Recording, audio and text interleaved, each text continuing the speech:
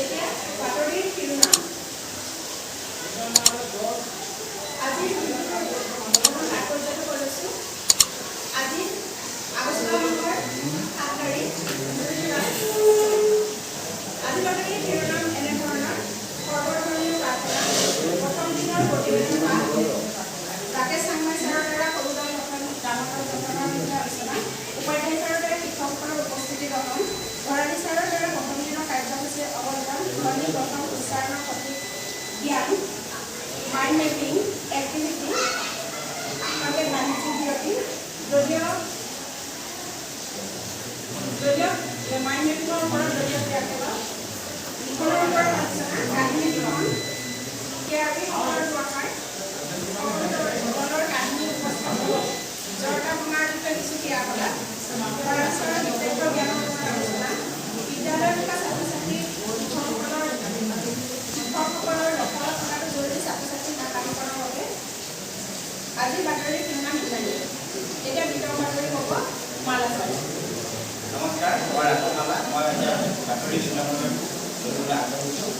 4 দিনীয়া শিক্ষা প্ৰশিক্ষণ কাৰ্যসূচীৰ দ্বিতীয় দিনৰ শুভাৰম্ভ 6-8-2024 তাৰিখ বুধবাৰে পুৱা প্ৰায় 9:10 মহুৱা উচ্চতৰ মাধ্যমিক বিদ্যালয়ৰ প্ৰশিক্ষণ স্থানত উপস্থিত থকা সমল ব্যক্তি ক্ৰমে ৰাকেশ চাংমাই ছাৰৰ, গুৰুমণি ভৰালী ছাৰৰ ব্যৱস্থাপনাত কোঠাত উপস্থিত থকা প্ৰশিক্ষণ গ্ৰহণ কৰিবলৈ অহা বিভিন্ন মণ্ডলৰ শিক্ষকসকলৰ সহযোগী সৰ্বধৰ্মীয় প্ৰাৰ্থনাৰ দিনটো কাৰ্যসূচী শুভাৰম্ভ কৰা হয়।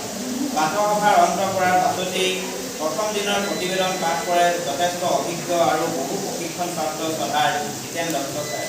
সুন্দৰভাৱে কবিতা আকাৰে অতি নিখুঁতভাৱে আবৃত্তি কৰি সকলোকে মন্ত্ৰমুগ্ধ কৰি তোলে প্ৰথম দিনৰ প্ৰতিবেদন।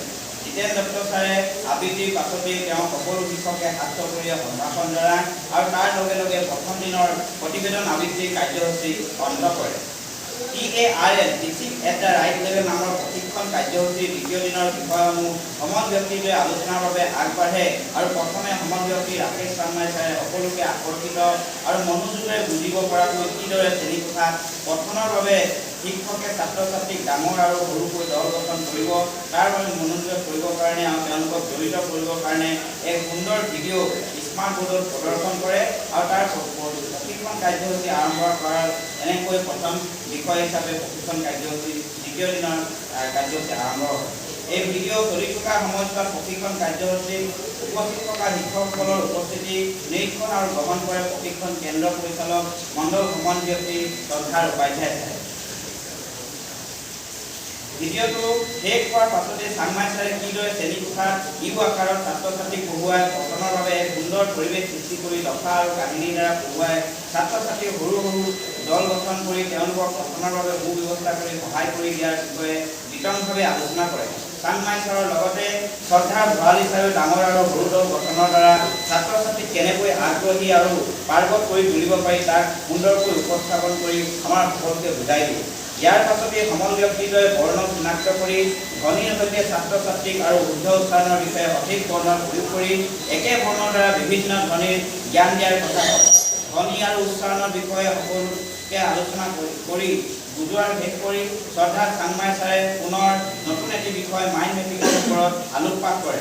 মাইণ্ড মেপিং কি, কেনেকৈ শিশুক মাইণ্ড মেপিঙৰ জৰিয়তে অধিক আগুৱাই লৈ যাব পাৰি তাৰ বিষয়ে তেওঁ আলোকপাত কৰে। মাইণ্ড মেপিঙৰ দ্বাৰা ছাত্ৰ ছাত্ৰীক কেনেকৈ জ্ঞানৰ ভাণ্ডাৰ বৃদ্ধি হয় সেই বিষয়ে আলোচনা কৰি TaRLৰ সময়সূচী অনুসৰি পাঠদানত কেনেকৈ মাইণ্ড মেপিং কৰিব পাৰি তাৰ এটি দলীয় ক্ৰিয়াকলাপী দলগতভাৱে প্ৰস্তুতি কৰি উপস্থাপন কৰিবলৈ দিয়ে আৰু সকলো দলকে বিষয় বা একোটাকৈ শব্দ প্ৰদান কৰে। ইয়াৰ লগে লগে তেওঁ চাহ বিৰতি ঘোষণা কৰে। চাহ বিৰতিৰ কিছু সময়ৰ পাছতে সকলো দলে নিজৰ নিজৰ প্ৰস্তুতি উপস্থাপন কৰে আৰু সমল ব্যক্তিসকলে নিৰীক্ষণ আৰু ৰঙানদী নিৰীক্ষণ কৰি ৰঙানদী দলৰ প্ৰস্তুতি অধিক মনোযোগী আৰু সুন্দৰ হৈছে বুলি ঘোষণা কৰে। মাইণ্ড মেপিঙৰ বিষয়ে সামৰণি কৰাৰ পিছতেই চাংমাই ছাৰে পুনৰ কাহিনী লিখনৰ বিষয়ে প্ৰশিক্ষণ উপস্থাপন কৰে।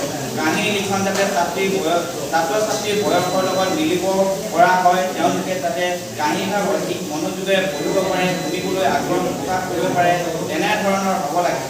এই বুলি মত প্ৰকাশ কৰি সকলো দলকে কাহিনী লিখনৰ বাবে এটি এটিকৈ শব্দ দি দলীয় ক্ৰিয়াকলাপ কৰিবলৈ দিয়ে। সকলো দলে নিজৰ নিজৰ প্ৰস্তুতি কৰি থকা অৱস্থাতে ১ নং প্ৰশিক্ষণ কোঠাৰ খণ্ড সমল ব্যক্তি ক্ৰমে পাৰ্থপ্ৰতিম শৰ্মা ছাৰ, ববিতা কোঁৱৰ বাইদেউ আদি উপস্থিত হয় আৰু তেওঁলোকে দুই প্ৰশিক্ষণস্থলীত উপস্থিত হৈ থকা শিক্ষকসকলক TaRL প্ৰশিক্ষণৰ কথা বুজাই সকলোকে শুভেচ্ছা জ্ঞাপন কৰি অন্য কোঠালৈ প্ৰৱেশ কৰে। ইয়াৰ পাছতে সকলো দলে নিজৰ নিজৰ কাহিনী প্ৰস্তুত কৰি সুন্দৰকৈ উপস্থাপন কৰে। সকলো দলে কাহিনী উপস্থাপন কৰি হোৱাৰ পাছতেই জড়তা ভাঙিবৰ বাবে সমল ব্যক্তিসকলে দুটাকৈ সুন্দৰ খেলৰ জৰিয়তে কিদৰে ছাত্ৰ ছাত্ৰীক শ্ৰেণীকোঠাত অধিক মনোনিৱেশ আৰু জড়িত কৰাব পাৰি তাৰ এক ধুনীয়া উপস্থাপন কৰি শিক্ষকসকলৰ খেলৰ জৰিয়তে বুজাই দিয়ে। ইয়াৰ পাছতেই সমল ব্যক্তিদ্বয়ে যুক্তাক্ষৰৰ ওপৰত শিক্ষকসকলক অৱগত কৰায় আৰু যুক্তাক্ষৰ ভাঙি আৰু গঠন কৰি পঢ়িব পৰা কৌশলৰ বিষয়ে অৱলোকন কৰে। লগতে তেওঁলোকে বিদ্যালয়ত থকা বিভিন্ন মাতৃভাষাৰ ছাত্ৰ ছাত্ৰীসকলৰ ভাষাৰ দখল কিছু পৰিমাণে শিক্ষকসকলৰ কথাটোৰ ওপৰত অধিক গুৰুত্ব আৰোপ কৰে। এনেকৈ যুক্তাক্ষৰৰ বিষয়ৰ ওপৰত আলোচনা কৰি সমল ব্যক্তিসকলে পুনৰ ক্ৰিয়াকলাপৰ বাবে দলীয় কাৰ্য প্ৰদান কৰে আৰু TaRL প্ৰশিক্ষণত গঠনৰ বাবে প্ৰয়োজনীয় সকলো বিষয় দলক প্ৰস্তুত কৰি উপস্থাপনৰ বাবে নিৰ্দেশনা দিয়ে আৰু সকলো দলে সুন্দৰকৈ উপস্থাপন কৰে। তাৰ পাছতেই আগদিনা লিখিবলৈ দিয়া দফাসমূহ পঠনৰ বাবে শিক্ষকসকলক আগবাঢ়ি আহিবলৈ কয় আৰু এনেকৈ অধিক সংখ্যক শিক্ষকে আগদিনা লিখি অনা দফাসমূহ সুন্দৰকৈ পঠন কৰি কৰে। এনেকৈ দফা পঠনৰ পাছতেই তেওঁলোকে দুয়ো পুনৰ শিক্ষকসকলৰ দুটাকৈ দফা A4 পেপাৰৰ তৃতীয় দিনৰ বাবে লিখি আনিবলৈ পৰামৰ্শ দিয়ে। পৰামৰ্শ প্ৰদান কৰাৰ পাছতে সকলো শিক্ষকক ভোজন বিৰতিৰ বাবে তেওঁলোকে 1 ঘণ্টা সময় দি ভোজন বিৰতি ঘোষণা কৰে।